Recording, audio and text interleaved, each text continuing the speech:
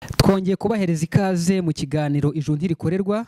Bakunzi bacu mudukunda, natwe kandi turabakunda, kandi twizera neza ko ibiganiro tubagezaho bibagirira umumaro mwinshi, kuko mukomeza kubitwereka muri za comment, mukomeza kutwoherereza, ndetse na za message zisanzwe nazo dukomeza kubona ibitekerezo muduhereza. Turabashimira cyane. Ibibazo mutubaza mwifuza ko twazabibasobanurira nabyo turabibona, ni nacyo gituma twagarutse hano muri studio z'ijuru ntirikorerwa kugira ngo tubasobanurire byinshi mwagiye mutubaza, nubwo tutabisobanura byose icyarimwe, ariko uko mudukurikirana ntacyo mutubaza tutazabagezaho. N'ubundi rero twaje hanga kugira ngo tubasobanurire byinshi, haba kubijyanye no kujya mu ijuru, uburyo umuntu atarikorera, n'igihamya cy'uburyo ridakorerwa n'uburyo ribonekamo. Twabasobanuye ko Yesu ari we wakoze kugira ngo isi yose iruhuke gukora, kubera ko nta murimo bigizwe kubwira gukora, cyane ko wahindutse mubi ku bwa Adamu, ahubwo Yesu we akubona kare ko wahindutse mubi n'ibyawe byose, ahitamo kwivira mu ijuru ari intungane, aza kugukorera ibyo wasabwaga gukora. Muri make ubwo wowe wabazweho ibyo Yesu yakoze, wiruhukire imirimo, ahubwo ubeho unejejwe nuko wamaze gukorerwa. Aha, mu kiganiro ijuru ntirikorerwa rero n'ubundi hari agashya, nkuko dusanzwe tubategurira ibyiza byinshi. Murabona ko ntari ngiye nyine, amazina ni Mugemana Andre nkuko bisanzwe, ariko ntabwo ninjye nyine muri studio. Dufite n'abatumirwa twazanye kugira ngo bagezeho ibyiza byinshi, banabasobanurire byinshi mukunda kwibaza. Barahari rero, kandi nzi neza ko mukomeza gukurikirana, mwumva bya bibazo mwibajije imyaka myinshi bagiye kubibasubiza mu gihe gitoya cyane. Ngiye kubahereza umwanya rero babibwire, hanyuma yaho nibwo turi babwire topiki tugiye kubaganirizaho. Imana ishimwe. Ni karibu bene data. Nanjye nitwa Ntonamusanga Protaze. Nkunda kuvuga iby'Imana yankoreye, kuko kwivuga ni umuco nyarwanda, ariko n'umuco w'Imana guhamya ibyo Yesu yakoze. Nkaba ndi umunyabugingo wa munyabugingo, urazwe ubugingo abera twataramye. Ubwo twataramaga rero Imana yaturaze ubugingo, hanyuma ituremana ubugingo, ijya kuturema, ariko umwanzi ashaka kutwivugana, ariko kubera urukundo rw'Imana Yesu aratwimana. Naramwizeye rero mbona ubugingo. Niyo mpamvu ndaha mpamiriza abantu bose ko ndi umwana w'Imana. Ijuru ni iryanjye, ariko nawe ijuru ryaba iryawe. Amen. Ndetse wabona n'ingororano uramutse umaze kujya mu ijuru ukakora ibikwiriye abihannye. Imana ishimwe cyane. Amazina asanzwe nitwa, ababyeyi banyise nitwa Musabyimana Yozefu Umugisha, ariko ndakijijwe. Yego, ndakijijwe. Namenye neza ko nakuweho urubanza n'amaraso ya Kristo Yesu. amen, amen. Ubu nkaba ndi umwera, ndi umuziranenge, ntagawa ariko mu maso y'Imana. Yego, mbikesha igikorwa cyakozwe ku musaraba igorogota. amen, amen. Nasuhuzaga rero abadukurikira kuri YouTube channel nyine Ijuru Ntirikorerwa TV, no kuri TikTok, Instagram, na Facebook, no ku rubuga rwa WhatsApp. N'ubundi amazina nayo ni Ijuru Ntirikorerwa. Imana yemye ijuru n'isi, ariyo mugenga w'isi n'ijuru, rwose ibahe amahoro yayo. Amen. Yego, amen. Aha, Imana ishimwe rero. Abatumirwa mwabumvishe, kandi mwumvishe n'ibyiringiro byabo. Bavuze amazina yabo biswe ku bwa Adamu, ariko banavuga n'ikindi gishya gikomeye kandi cy'ingenzi abantu bose baba bakeneye kumva, ni uburyo babonye ubugingo buhoraho bakiri hano mu isi. Babonye ijuru batarikoreye. Ibihamya bakomeje kubibahereza, nuko basobanukiwe neza ko ibyo bari gukora batari kubibasha ku mpamvu y'ububi bwabo kavukire, ahubwo bamenya neza ko habonetse umucunguzi ari we Yesu, abari buza kubakorera ibyo basabwaga gukora. Aha, topiki rero n'ubundi tugiye kuganiraho inakomereza nyine ku gakiza. Ni ikijyanye n'ibyo abantu bakunda kwibaza ari benshi. Shaka ko muduherezaho umucyo, ndetse n'abadukurikiranye nanone bagira ibyo bakomeza kunguka. Kunguka ni byiza. Yego. Ni ikijyanye n'uburyo abamaze kubona ubugingo buhoraho, abamaze kwizera, abamaze kubona ijuru, abamaze kuba intungane binyuze mu kwizera igikorwa Yesu yabakoreye, kubera ko ntawe ari kubyikorera, ni Yesu wabikoze kuko ari we watsindiye isoko ryo kudukorera. Amen. Amaze kudukorera rero, yasize nanavuze n'uburyo dukomeza kumenya n'iby'amateka ye, n'ibyo gukiranuka bye, n'uko yabigenje. Muri make yavuze ku bijyanye no kwiga ko bamaze gukizwa. aha rero niho tugamije, noneho niho tugiye kujya. Abamaze gukizwa, abamaze kubona ubugingo buhoraho, uburyo yavuze ko bakwiye noneho kwicara bakiga ibyo yasize abategetse. Ese bene data, ndagira ngo dukure urujijo ku badukurikiye. Ese abamaze gukizwa ni ngombwa kubiga? Icyo ni icya mbere. Aha, niba ari ngombwa kubiga, ese bakwiye kwigira hehe? Bakwiye kwiga bate? Bakwiye, muri make, bakwiye kwigira hehe? Ni hehe Imana yavuze abakijijwe bakwiye kwigira? Ni gute nyine Imana yavuze uburyo bwo guterana kwera, uburyo bukwiye kugenda? Ngira ngo abizera benshi bakunda kubigiraho urujijo, bakibaza ni gute umuntu yaterana yarakijijwe? Ni gute abera bakwiye guterana? Ese bateranira hehe hemewe n'Imana? Icyo nicyo ushaka ko tuganira n'abadukurikiye. Ntacyo Yesu atavuze rero. Yesu yateganyije ibintu byose bibereye abera. Tubona ko Yesu yagize neza akadupfira, akibaraho ibyaha byacu, yego, kugira ngo ubyemera ko Yesu yapfuye azira ibyaha bye, yego, ahite abona ubugingo buhoraho, ahite aba umuragwa w'ijuru, ndetse mu buryo bw'umwuka ajya abana na Yesu mu ijuru n'Imana ari hano mu isi. Nyuma rero yaje kugaruka, ahura n'abigishwa be, arongera arabahugura ngo narabapfiriye ariko mukwiriye no kwiga, kugira ngo ibyo nabateguriye byose mu ijuru muzabihabwe. Reka dusome muri Matayo 28 ku murongo wa 18, 19 na 20. Turaza gusoma nuko yabitanzemo itegeko ahariho. Turaza kongera dusome ahandi mu rwandiko, mu butumwa bwiza n'ubundi ko bwanditswe na Matayo 18 ku murongo wa 20 gusa. Hanyuma ko Imana igenda ikomeza kuduhishurira, turasoma n'ahandi. Matayo 28 umurongo 18 kugeza ku 20. Reka dusome mu izina rya Yesu.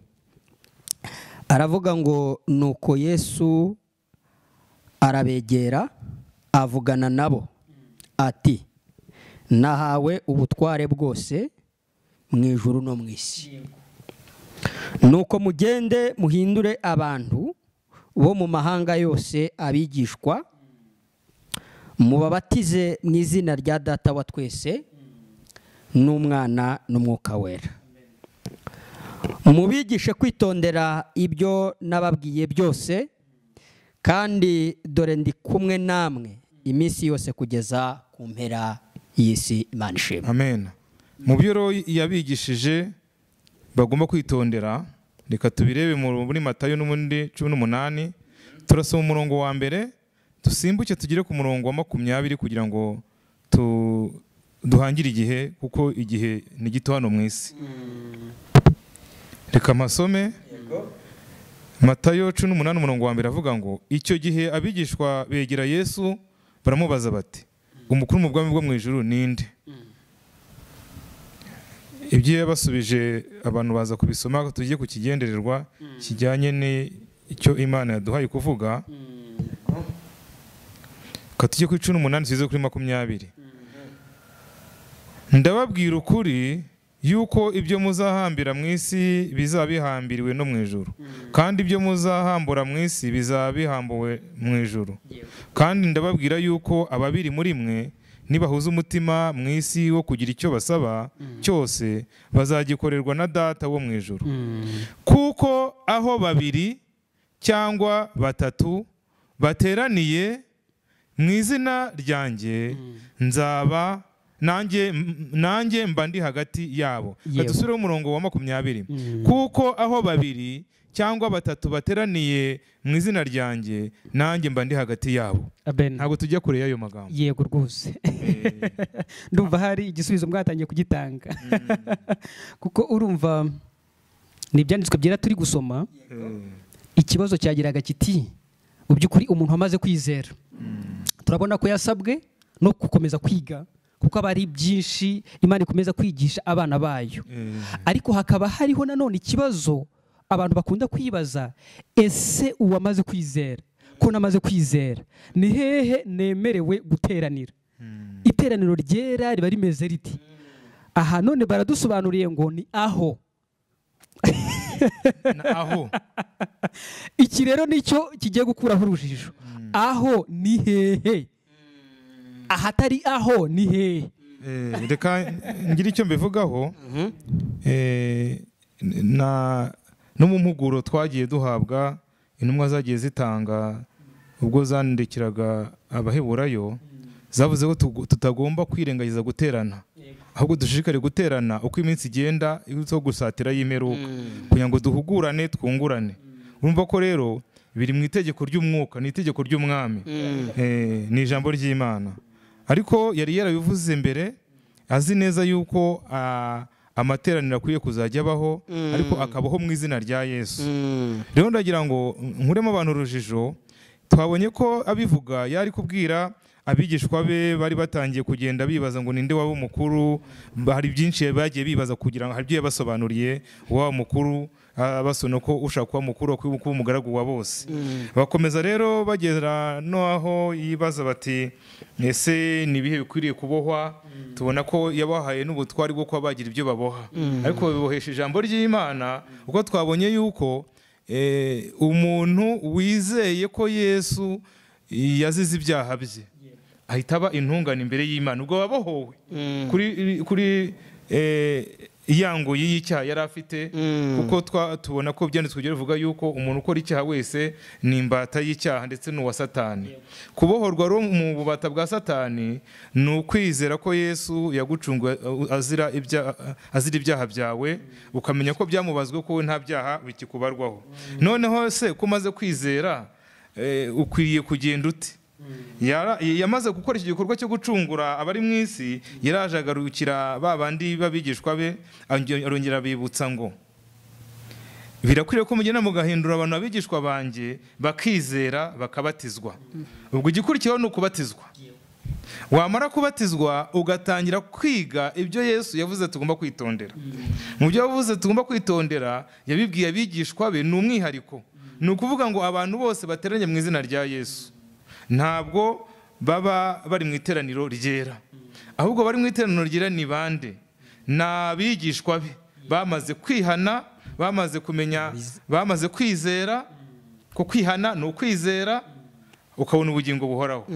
Hanyuma ukagenda unahamya yuko wababariwe ku bwa Yesu Kristo, kuko amaraso yavuye kandi atavuye ntaboneka kubarirwa ibyaha. Noneho iyo umaze kugenda gutyo rero ukwiriye gukomeza kwiga, ukegera abamenye ibyo Yesu yabwiye abigishwa be ngo bajye babyitondera. Muri ibyo rero tubonye ko havuyeho urujijo.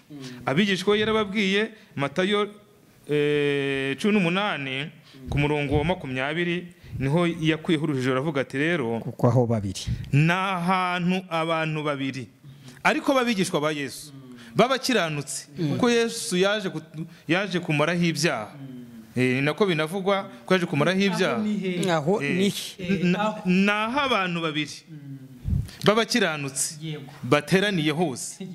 Na Yesu tubona yuko hari igihe yateraniraga nka Yesu nk'umukiranutse, agateranya n'abigishwa be akikira mu bwato, bo bari hari akabavugisha. Aho ngaho haba iteraniro, aho nta hantu haba iteraniro. Ahandi hari aho yikiye hejuru ku musozi akomeza kubwiriza abigishwa be, abigisha ibyo bakwiriye kwitondera. Aho ngaho haba iteraniro.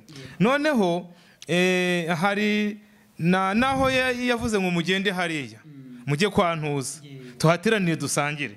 Ubwo rero hano ntabwo havuga ngo ni kwantuza, ntabwo havuga ngo nahangaha, ntibavuga ngo ni mu rusengero runaka, ntibavuga ngo ni mu nzu y'umuntu runaka, nta nubwo bavuga ngo ni mu rugo rw'umuntu. Ni ahantu aho ariho hose hari abakiranutsi bakaba bateranye mu izina rye, ari we ubabereye umuyobozi, ari we ubahishurira ibyo bavuga, bakakoresha impano yabahaye. Aho hantu aho ariho hose aba ari hagati yabo. Murakoze cyane. Ariko aho kuko nicyo kibazo babiri cyangwa batatu bateraniye, aho ni bahuje, aho ni he? Aho hantu ntabwo bavuze ngo ni itegeko ryo kuba mu nzu yo kwa runaka. kuko ni nicyo dushaka kumva kivuga ngo aho kuko ni Yesu wabivuze. Ni Yesu wabivuze. Ntabwo aho ni hehe aho navugaga ngo mbese bashobora kuba babiri cyangwa batatu bateranye mu izina rya Yesu. Abagomba gutera nabo bahuje umutima twabumvishe n'abigishwa ba Yesu. Impamvu bagomba kuba babiri ari umwe n'ubundi iyo ugenda uri kumwe na Yesu muba muri kumwe. Ubwo rero ribaye iteraniro ry'abigishwa, icyo gihe bagomba kurenga umwe. Yesu uri muri njyewe ariko Yesu ari muri wowe, ubwo ari hagati muri mwebwe igihe muyobowe nawe. Wakomeza.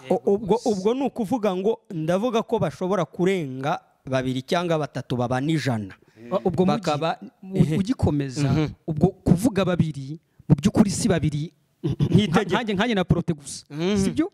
No kuvuga batatu sinjye na Prote na Mugisha.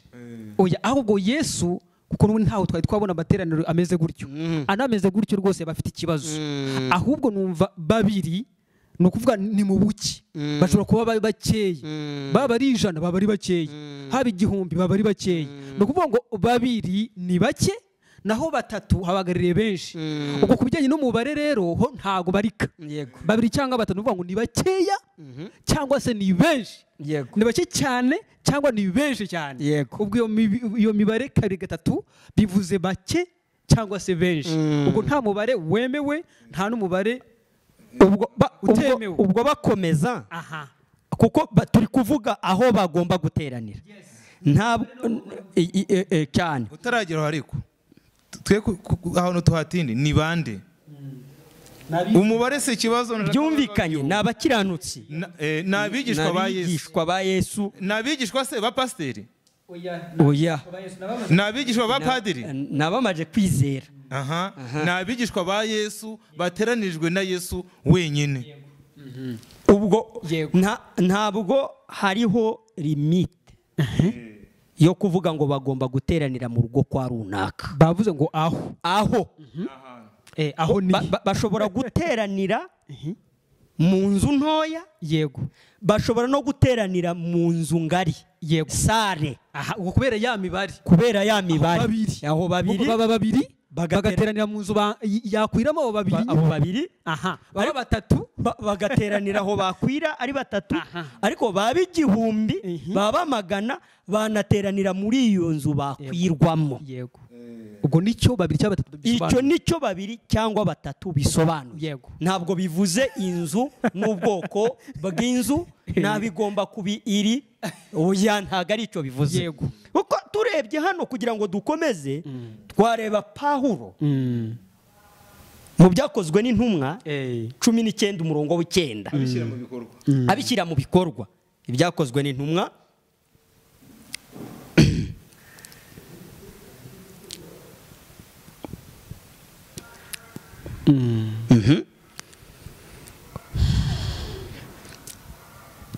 reka dusome Ibyakozwe n'intumwa 19 umurongo w'9.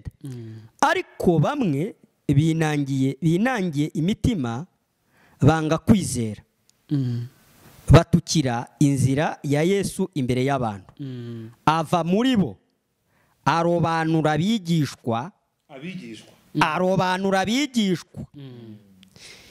Iminsi yose akajya impaka mu nzu yo kwigishirizamo ya Turano. Kuyozo yanganaga iki? Ubundi ni sale. Hano muri Bibiliya yera nuko havuga inzu.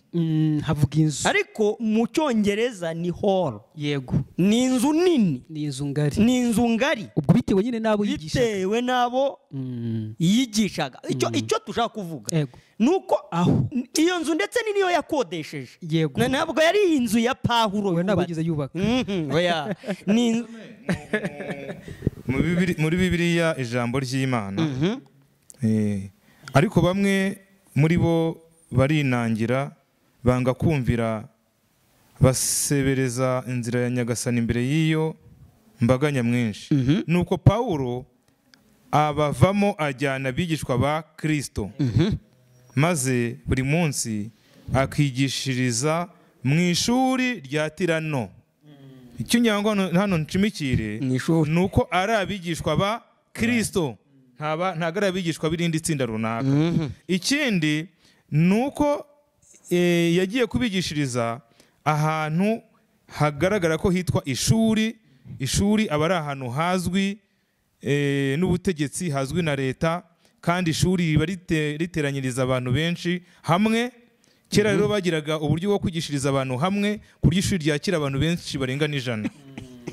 ubwo birumvikanye kugira ngo ukomeza muvandimwe, ikigendanye no gutekereza ko hari ahantu hatemewe kuba abera twateranira, Pawulo uyu ni mwene data yego uri kwigishiriza mu ishuri, kugira ngo haveho urujijo rwo gutekereza ko turamutse abizeye dukwiriye gukomeza twiga ijambo ry'Imana, aho tugomba kwigira. Rero Pawulo yigishirije mu ishuri ndetse yakodesheje.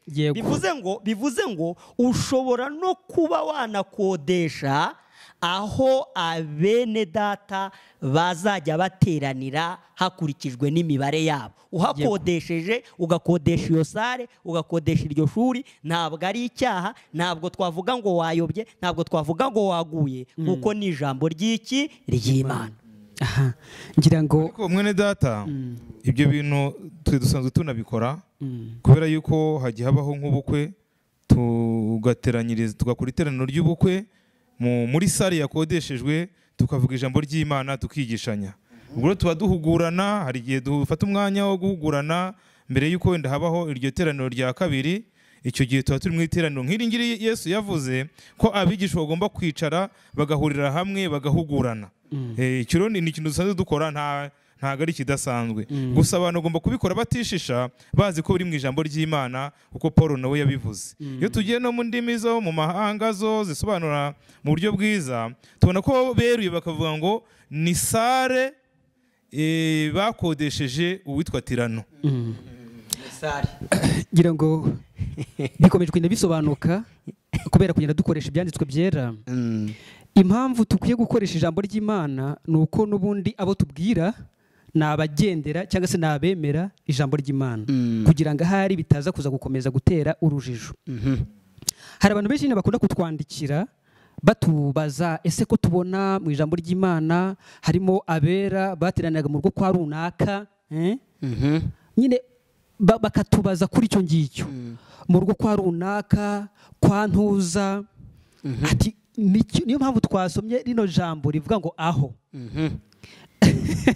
Aho yego, ariko aho hantu wibushye ko ni Yesu wahavuze. Nyine ni Yesu, nyine niyo mpamvu turi kuvuga natwe ibyo Yesu yavuze. Niyo tugenderaho.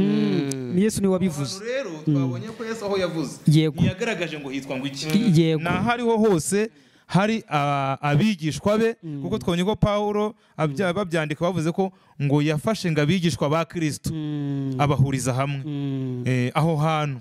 Yego, ni ibibazo nyine dukunda kubazwa, ari no mpamvu nabazanye muri studio kugira ngo mudufashe nyine kugenda dusobanurira abantu. Mu by'ukuri hari abantu bakomeje kubimbaza, ariko bo mu buryo bazi ko Yesu yavuze cyangwa se Imana yahamije ko abizeye bakwiye guteranira mu rugo kwa runaka gusa. Ibyo mu rugo kwa runaka gusa, nk'uko Paul yagendaga avuga ati musuhurize bene data n'itorero riteranira kwa ntuza kwa runaka. Icyo bakunda kukimbaza, noneho nyine bigahita byumvikana ko kwa runaka ariho honyine abera bakwiye guteranira. Icyo ni ikibazo dukunda kwakira, ariyo mpamvu nabatumiye kugira ngo mukomeze kudufasha kugitangaho umucyo. Abandi bakazana kiriya cyanditswe kivuga ati mu gihe cya Pasika Yesu yohereje intumwa ze ati nimugende mujye kwa ntuza mubwire antegura icyumba cyo hejuru. Ariko aho naho nyine hakwiye guhita ko hanadufasha gusubiza abadukurikirana, ariko no gusubiza abo baba batubajije icyo kibazo, kuko Yesu avuze kwa ntuza n'ubundi biraza kuza guhura na kwa kundi yavuze ngo aho. Uwo ntuza rero ntavuze izina, aho rero ntavuze ahantu runaka, ntahavuze hatemewe, nta nahavuze hemewe, ahubwo avuze ko aho, avuze uko ingano yanyu uko ingana. 2 ubwo ni ingano yanyu, 3 nanone ni igihe mwiyongereye. Ubwo aho muraza kuhategekwa n'ingano yanyu uko mungana. Ubwo nta limite iri buze kuza, cyane ko hari abantu benshi bakunze kugira ikibazo cy'ihungabana bagiye bahura naryo mu nsengero zitandukanye. Ukaba wari urasengeraga ibunaka mu rusengero runaka, bakaba baragukoreye ibintu bibi cyane bikabije, muri make bikaza kuza kugutera ihahamuka, ukumva ko udashobora kuba wasubiraho kubera ibyo bagukoreye, bigatuma rero no gutinya inzu nini nabyo biza kuziramo. Ari nayo mpamvu ijambo ry'Imana ryakomeje gutinyura abantu, ryerekana uburyo Pawulo yakodesheje sare, byerekana uburyo Yesu yageze mu rusengero akirukanayo abaguraga, nkakoze amagambo Yesu yavuze ngo ageze mu rusengero ngo yirukanyemo abaguragamo n'abacururizagamo, arangije aratura aravuga ati iyi nzu nk'uko ibyanditswe bivuga ko ikwiye kuba iyo gusengerwamo, mwe mwayigize isenga ry'abambuzi. Ugasanga abantu benshi rero bari gutinya izo nzu zikunda kwamburirwamo abantu, ugahahamuka utekereza ko inzu zose nini, iyitwa inzu yose nini yose niyo kwamburiramo. Ariko Yesu yaravuze ati ngo izitwa iyo gusengerwamo. Ntiwumva ko ikibazo atari inzu, ntabwo ikibazo ari inzu, ahubwo ikibazo ni icyo bayikoreramo. icyo bayikoreramo. Kuko inzu ntoya n'ubundi mwateraniramo n'ubundi iraza kugirwa nziza n'ibyo n'icyabateranyijemo. Niyo mpamvu bati ni uguteranira mu izina rya Yesu. Niyo nini rero nayo iraza kugirwa nziza n'ibibateranyijemo. Umuteranye mu izina ryande. Muteranye mugamije iki? Mugamije iki? Aho niho hari kuvuze kuza. Ariko muvanye uri naho ngaho kuri icyo abadukurikiye bakabaye bamenya, bagakurirwaho urujijo. Umuntu wese wamaze kwizera ko yakuweho urubanza n'amaraso ya Kristo Yesu, akaba umwigishwa wa Yesu, akaba umukiranutsi, ubwabyo aba yabaye urusengero. Yego. Iyo turi kubwiriza abantu ubutumwa bwiza bw'ubuntu bw'Imana, tuvuga ariya magambo avuga ko Imana itaba mu nsengero zubatswe n'intoki z'abana b'abantu. Yego. Nibyo koko Imana ntiba mu nzu. Yego. Kuko iyo usomye mu nzu y'amadafari Imana ntibamo, ahubwo Imana iba mu nzu yiyubakiye ubwayo. Yego rwose, inzu igenda. Ku buryo impamvu mbivuze ni impamvu nuko umuntu wamaze guhinduka inzu, kuko Pawulo abivuga yaravuze ngo mumenye ko imibiri yanyu ari insengero z'umwuka w'Uwiteka uri muri mwebwe. Ntakwiriye kongera gutekereza ko hari urusengero ajya gushakamo Imana. Ubwo ntiyongera kwikanga inzu, kuko ni we nzu. Yego rwose. Urumva we ntabwo agiye mu nzu kuhashaka Imana, ahubwo we ni inzu y'Imana. We ni inzu y'iki? Y'Imana. Yego rwose. Nabo bakubakanwa ngo wowe urusengero ruzima rwo gusengerwamo Imana. Kandi kubakanwa, iyo uri kuvuga kubakanwa mbyumva ni uguteranira hamwe, kubakanwa yo turi kwiga bya bindi Yesu yasize avuze. Ubwo rero hakurweho iki cyo kuvuga ngo urusengero, kuko twe turi insengero, sibyo? Hakurweho icyo kuvuga ngo ni kwa ntuza, ngo ni mu nzu runaka, kuko twebwe ntabwo tujya mu nzu kuhashaka Imana. Abakijijwe ntabwo bajya mu nzu, ntitujya mu nzu kuhashaka Imana, bajyayo bayifite. Ahubwo tuyifite, turayinjirana, tunasohoka tuyisohokanye, ntitujya tunayisigayo, ntitujya tunayisangayo. Aho rero niyo tandukaniro nyine ry'abigishwa ba Yesu n'abigishwa b'abantu. Urumva abigishwa b'abantu bo n'izo nzu bajyamo bagiye gushaka y'Imana. Banagerayo kubera ko umwigishwa wabo ari umuntu, niho haberamo nyine ya marorerwa twakomeza kubona Yesu yasanze nyine hari biri kuhakorerwa, ariko reka binahakorerwa no mu gihe cya kera niko byari bimeze mu by'ukuri. Ariko kuri ubu ngubu mu isezerano rishya abantu bakwiye kuva mu rujijo pe. Bakwiye kuva mu rujijo bakamenya ko Yesu yatugize nyine abo mudendezo, tukamenya ko naho twege turi inzu y'Imana. Aho guhurira rero ntahazwi ntahahari, aho umwami yashima ko duhurira, ahubwo ngombwa tuhahujwe n'iki? Muri abigishwa ba Kristo. Yego. Naho ingano yo n'ubundi iraza kuza guterwa n'ingano yanyu nyine. Ngira ngo rero ikibazo bakubajije mwene data kirasobanutse dushingiye ku ijambo ry'Imana, kuko ntabwo dukwiriye gushingira ku kamenyero abantu bamenyereye, ahubwo dukwiriye gushingira ku ijambo ry'Imana. Yego. Ahubwo nshaka no kugira ngo aho hantu hagaragaza umucyo waho. Niba ari ukugenda tukajya mu rugo rw'umuntu, ibyo rwose upfa kuba ari babiri cyangwa batatu, kandi ibyo nta kibazo rwose, ni ijambo ry'Imana, nta kibazo gihari. Ariko ibyo byose bigendana no kubaha Imana. Yego. Hari ikindi rero Imana igenda imwishurira kubera kumenya kukumva ibyo bibazo abantu bagenda bibaza. Tubona yuko Imana yategetse ko tugomba kubaha abayobozi. Noneho tukabona yuko umuntu ugiye gukora ikintu icyo ari cyo cyose atubahirije gahunda z'abayobozi igihe batarwanyije iyo gahunda y'Imana aba ari kwica itegeko ry'Imana. Ubwo rero byumvikane ko niba turi guteranira mu rugo kwa Nuza, nitubwire umuyobozi w'umudugudu abimenye, abwire umuyobozi w'akagari abwire umuyobozi w'umurenge abwire uw'akarere, bamenye ko aho hantu abantu bahateraniye batari kugambanira igihugu, abantu bateraniye atari abacengezi, atari abagizi ba nabi, kuko ijambo ry'Imana bigaragaza yuko umuntu uri kugandira abayobozi badushakira ibyiza, kandi kuzana ko abayobozi bashyirwaho n'Imana. Iyo umuyobozi ari kuyobora neza barashyizweho n'Imana, iyo ayoboye nabi Imana igiye ikamuvanaho. Reka abantu tuhasome have mu rujijo. Abaroma 13:1-2 turaza gusanga ko abantu badakora ibyo ngibyo. Ubwo ndajya ngumvaneho urujijo, hari abantu mu matsinda atandukanye bajya gusengera mu mashyamba ngo niho hemewe, bahunga leta, ntabwo ari byo. Abajya gusengera ahantu ngo abantu batazamenya, ntabwo ari byo. Ahubwo niba ari mu nzu, niba ari mu ishuri, niba ari muri sare, niba ari mu nyubako abantu bahuriyeho bakayubaka, nabyo biremewe. Hagomba kuba ahantu hazwi na leta kugira ngo bigende mu mucyo, atazagira umwikomo ugaragara hagati yabo na leta. Reka tuhasome Abaroma 13:1-2. Reka dusome ibyanditswe byera ijambo ry'Imana. Aravuga ngo umuntu wese agandukira abatware bamutwara, kuko ari nta butware butava ku Mana, n'abatware bariho bashyizweho n'Imana. Nicyo gituma ugandira umutware aba yanze itegeko ry'Imana, kandi abaryanga bazatsindwa n'urubanza. Abatware si abo gutinywa n'abakora ibyiza, keretse abakora nabi. Mbese ushaka gutinya umutware, kora neza, nawe azagushima, Imana ishimwe. Kane, kuko ari umukozi w'Imana uguhesha ibyiza, ariko nukora nabi utinye, kuko adatwara inkota ubusa.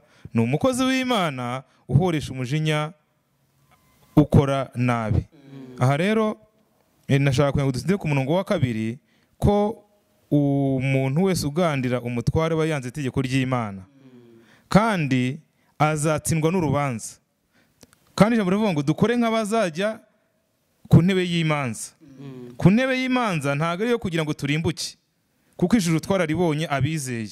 Nkabashishikariza buri wese wumva ikiganiro yumva inzira y'agakiza kari kwizera Yesu Kristo gusa, hanyuma akababonye ijuru. Noneho ariko nyuma yaho afata undi mwanya wo kwiga kugira ngo nashyira mu bikorwa ibyo yize azabona ingororano.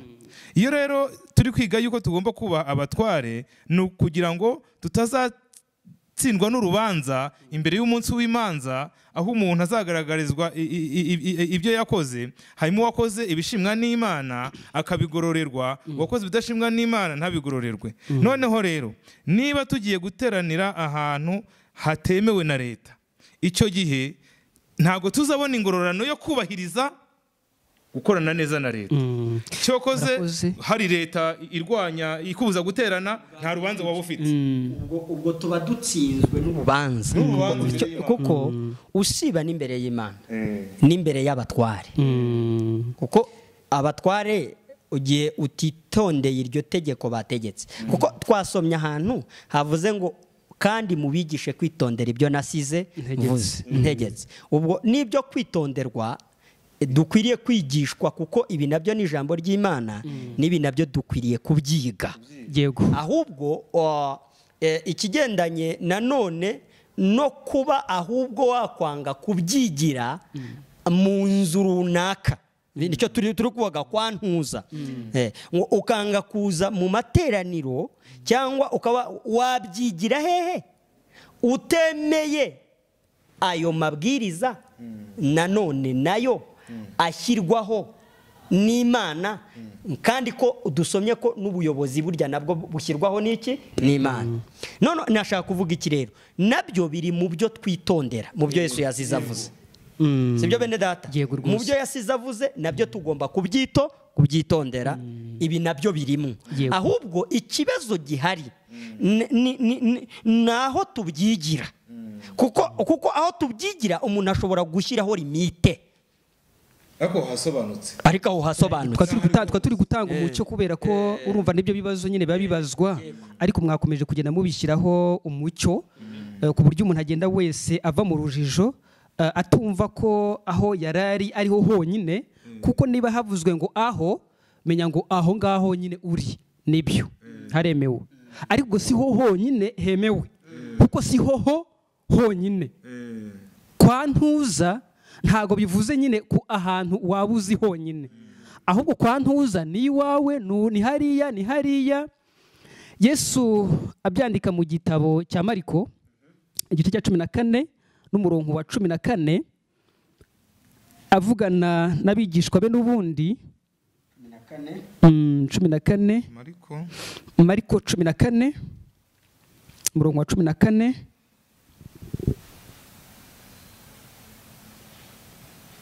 umurongo wa 14 hagira hati aho ari bwinjire mubwire nyir'urugo muti umwigisha arababaza ngo icumbi rye riri hehe? Aho ari busangirire ibya Pasika n'abigishwa be, nuko ari bubereke icyumba cyo hejuru gishashwemo giteguwe, aba arimo mumutunganiriza. Okay. Ngira ngo aba ari ibintu biba bisobanutse, bikwiye no gusobanuka mu by'ukuri. Gishashwemo kandi giteguwe. Ni ukuvuga ko icyo nari ndi kumvamo, ni ukuvuga ngo iyo bavuze ngo icyumba cyo hejuru, ubundi mu by'ukuri uhita wumva ko n'ubundi ni inzu ya etaje. Icyumba cyo hejuru urumva ko ni inzu nyine igeretse, sibyo? Ubwo ari inzu igeretse rero urumva ko nyine hejuru harimo sare nini ngari kandi iteguye nyine neza, ahantu hatari ahacu. Ariko mu by'ukuri nk'uko abadukurikiye bakomeza kubyumva, nuko babitubajije, ubundi bisobanuro n'ibyo ngibyo, ntaho bujijwe. Mupfa kuba gusa muri abigishwa aho ba Kristo, aho mwateranira byaterwa n'ubushake bwanyu, byaterwa n'ingano yanyu. Mu by'ukuri nta limiti ihari, ngombwa ahubwo ni ikibateranyije, ngombwa muteranijwe n'iki. Niba ari mu izina rya Yesu, ubundi ubwo bwabyo icyo nicyo gisubizo cyiza. Ngira ngo ahari turi kugera ku musozo. Yego, mwagira icyo musoresha mubwira abadukurikiye, mubasezera. Nabasezera mbabwira gushira ubwoba, kubera ko inzu siyo yatugize abera. Ubwo tugirwa abera inzu itigeze ibigiramo uruhari, nuko kwera dufite inzu runaka ntishobora kukudukuraho. Cyane ko n'ubundi amateraniro yose abera mu nzu, kuko amateraniro yose burya abera mu nzu. Ahubwo nta nzu yategetswe, nta nzu yategetswe, nta nibujijwe. Ubwo ngira ngo ahari uwigeze kutubaza icyo kibazo, ubwo wigeze kutubaza icyo kibazo, icyo aragisobanukiwe. Rero mukomereye mu ijambo ry'Imana, ariko kandi no kumvira ijambo ry'Imana ryose mutavangura. Iryo Imana ihishuye ryose ni ngombwa ko mukwiriye kandi dukwiriye kurigenderamo nk'uko Imana yari tubwiye. Imana ishimwe none n'iteka ryose. Icyo nabwira abakuriye ikiganiro nuko abantu basohoka mu myumvire ipfuye, abantu bagasohoka mu nyigisho zipfuye, ahubwo bakizera Yesu wababambiwe, ko yabacunguye, ko ibyaha byose byabazwe kuri Yesu Kristo, kubyemeye ubaye intungane ukaba uri umutahajuru. Hanyuma iyo umaze kuba mutahajuru, wirinda kujya kwigishwa n'umuntu uwo ari we wese, ahubwo ukigishwa na Kristo, kuba ubaye umwigishwa we.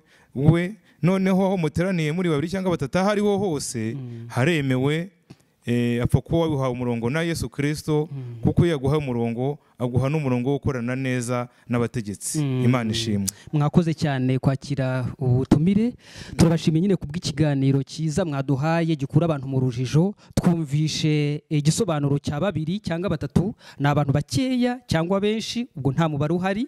Ku kijyanye naho guteranira nanone byaterwa n'ingano yanyu, byaterwa n'ubushake bwanyu, kuko bavuze ngo aho rero twasanze n'aho ariho hose nta limiti ihari. Kwa Ntuza twasanze ari mu nzu ya Ntuza, ari aho atuye, ari aho yubatse, ari aho mukodesha, ari aho hose n'ubundi twasanze ngombwa igihari si amazu. Ikibazo si amazu, si ugutinya amazu, si ugutinya iki, ahubwo icyo dukwiye gutinya nyine ni ikinyoma. Niyo mpamvu Yesu yavuze nitumenye ukuri kuzatubatura. Turabakunda cyane rero, twishimiye ukuntu mukomeza kudukurikirana ndetse n'ibibazo mukomeza kutubaza muri komenti. Natwe turahari, tuzakomeza tubibasubize. Ubwo ibisigaye ni ku biganiro bindi bizakurikira. Channel yacu nyine ni Ijuru Ntirikorerwa, Facebook ndetse na Instagram, ndetse mwadukurikirana no kuri WhatsApp. Telefone mushaka ko tubandikaho ni 0788 71 229. Nakagaruka. Mwakoze cyane. Amen. Imana ishimwe.